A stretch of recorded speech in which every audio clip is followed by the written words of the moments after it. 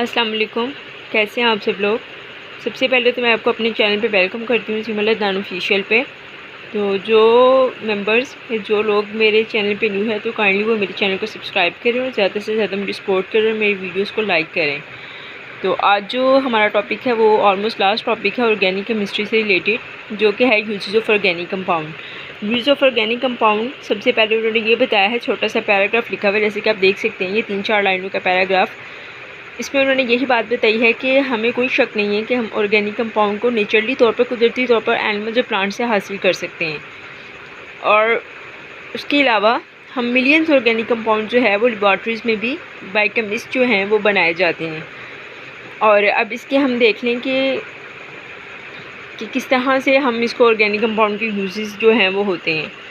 Uses as अ food, हम इसको food के तौर पे इस्तेमाल करते हैं। सबसे पहली बात, फूड में किस तरह से इस्तेमाल हो सकता है, जैसे कि हम लोग डेली बेसिस पे मिल्क लेते हैं, एग लेते हैं, मीट, वेजिटेबल्स वगैरह लेते हैं, तो इनके अंदर कार्बोहाइड्रेट्स, प्रोटीन, फैट्स, वाइटामिन वगैरह होते हैं। और ये सब कुछ जो इसमें कार्बोहाइड्रेट, प्रोटीन, फैट्स, वाइटामिन हैं वो सारे हमारे ऑर्गेनिक स्टफ़ होता है।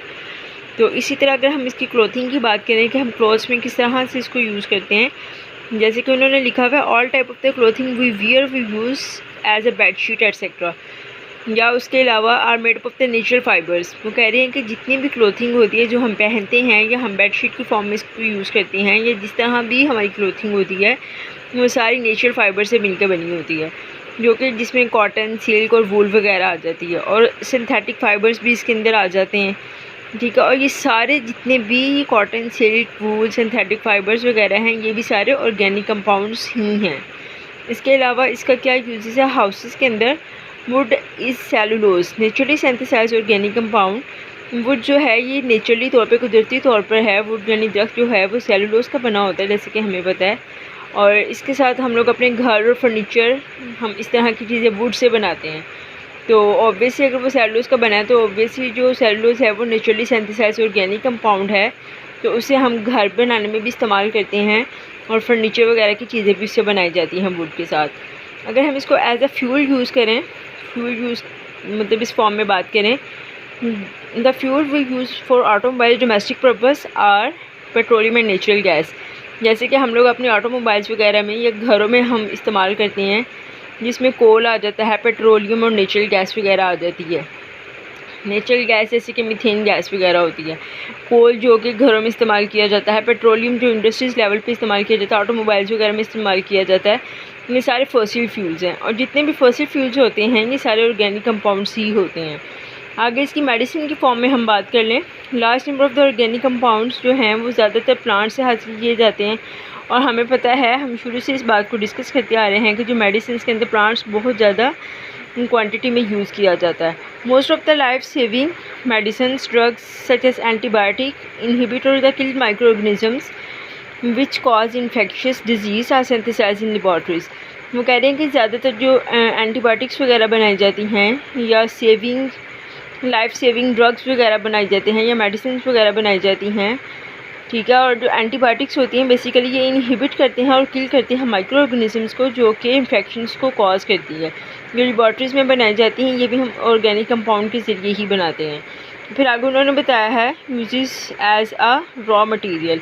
रॉ मटेरियल के फॉर्म में भी हम ऑर्गेनिक कंपाउंड को इस्तेमाल करते हैं, जैसे कि such a large variety of rubber, paper, ink, drug, dyes, paint, varnish, pesticides etcetera. ये सारी जो रॉ मटेरियल हैं ये भी ऑर्गेनिक कंपाउंड्स ही होते हैं। और जो मोस्ट इंपॉर्टेंट टॉपिक है हमारा यूजेस ऑफ ऑर्गेनिक कंपाउंड, जो कि लॉन्ग क्वेश्चन में भी पूछा जाता है और शॉर्ट में भी पूछा जाता है।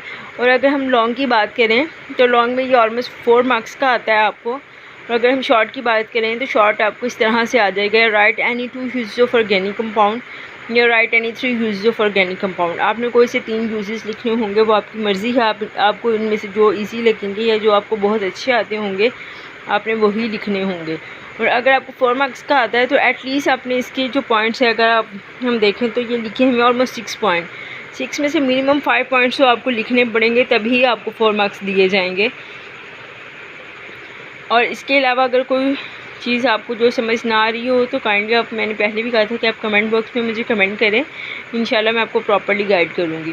और ये आप इंशाल्लाह अप टू डेट पेपर्स भी अपने निकालेंगे, उसके अंदर भी ये प्रॉपर हर चीज़, ऑलमोस्ट यही क्वेश्चन है जो मैं बार बार आपको बता रही हूँ कि ये पेपर पॉइंट ऑफ व्यू से इंपॉर्टेंट होते हैं और ये पेपर पॉइंट ऑफ व्यू में पूछे जाते हैं। और हम इसको एक दफ़ा दोबारा डिस्कस कर लेते हैं। हमने क्या पढ़ी है, यूज़ ऑफ ऑर्गेनिक कंपाउंड। सबसे इस वाले पैराग्राफ को लिखने की ज़रूरत नहीं है, लेकिन आप एक आधी लाइन लिख लें यहाँ तक तो बेहतर है। यही बात बताइए कि हम कोई शक नहीं है, हमें पता है कि ऑर्गेनिक कंपाउंड नेचुरली भी मिलते हैं और नेचुरली कैसे, फॉर एग्जांपल एनिमल और प्लांट से हम हासिल करते हैं, और इसके अलावा हम इसको with the help of the chemist हम इसको लेबॉर्ट्रीज़ में भी बनाते हैं। इसके अलावा उन्होंने बताया है यूजेस एज अ फूड के तौर पे, जैसे हम मिल्क, एग, मीट, वेजिटेबल्स वगैरह लेते हैं,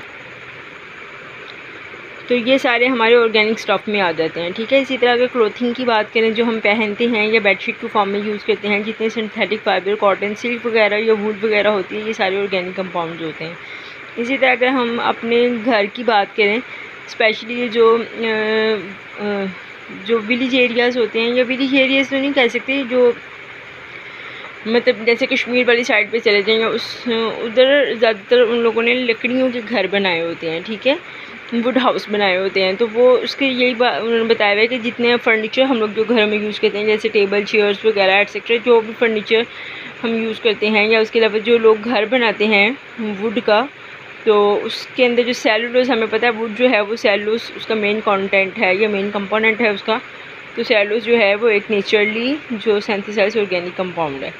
फ्यूल की बात करें, जैसे कि हम लोगों ने पहले भी डिस्कस किया, नेचुरल गैस हो जाती है जो कि घरों में इस्तेमाल की जाती है, जैसे कि मीथेन, C8 जो होती है, पेट्रोलियम जो हम पेट्रोल वगैरह इस्तेमाल करते हैं, कोल जो कि घरों में इस्तेमाल किया जाता है। ठीक है, और इसके अलावा ये सारे फॉसिल फ्यूल्स होते हैं। ठीक है, और ये जितने भी फॉसिल फ्यूल्स होते हैं वो सारे ऑर्गेनिक कंपाउंड्स होते हैं।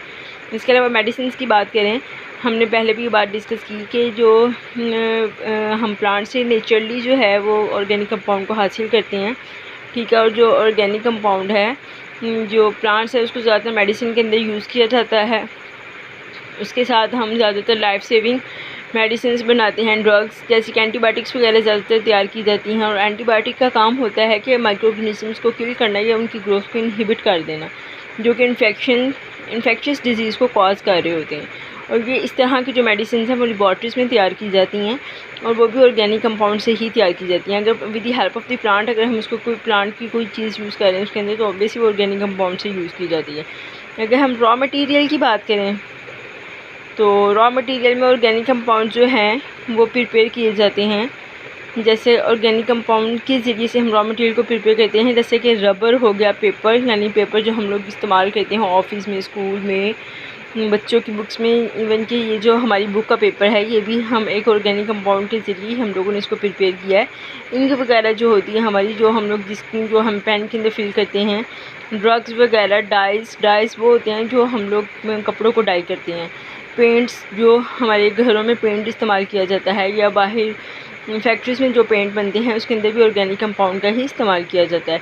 वार्निश और पेस्टिसाइड्स वगैरह, पेस्टिसाइड्स होती हैं कि जो पेस्ट को कंट्रोल करती हैं, यानी कि जैसे फॉर एग्जांपल कोई फसल है, वहाँ पे अगर खुदा न खासा कोई पेस्टिसाइड का वहाँ पे पेस्ट का कोई अटैक हुआ है, तो वहाँ पे पेस्टिसाइड्स का स्प्रे किए जाते हैं, जिससे क्या होते हैं इंसेक्टिसाइड या पेस्टिसाइड हम उसको कह सकते हैं।